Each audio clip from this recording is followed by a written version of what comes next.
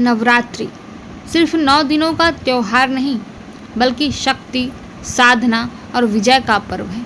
कहा जाता है कि जब महिषासुर नामक असुर ने देवताओं को पराजित कर स्वर्ग पर अधिकार कर लिया, तब सभी देवताओं की शक्तियों से माँ दुर्गा प्रकट हुई। 9 दिनों तक युद्ध चला और 10वें दिन माँ ने महिषासुर का वध कर धर्म की स्थापना की। इसी स्मृति में नवरात्र मनाया जाता है।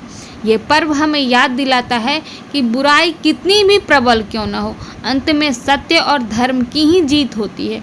नवरात्र का दूसरा महत्व है साधना और आत्मशुद्धि।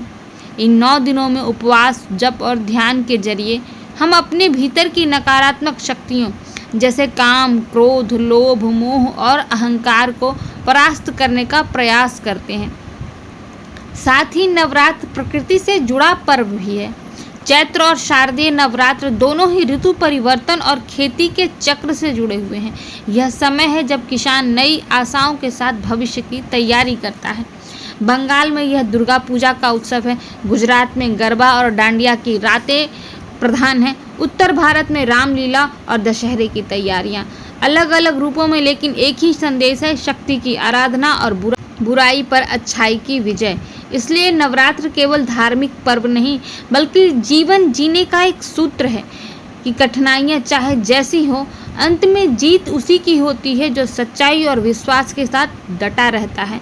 तो आप भी इसी विश्वास के साथ, इसी समर्पण के साथ अपने कर्म में लगे रहिए, अपने कर्म में डटे रहिए। यदि आपका कर्म शुभ रहा तो आपको भी सफलता मिलेगी, आपको भी जीत मिलेगी और आपके जीवन में जो भी परेशानियां हैं उनका अंत हो जाएगा। जो भी दुख हैं, जो भी संघर्ष है, उन सब का अंत हो जाएगा। तो माता रानी आप सब के सारे कष्ट दूर करें।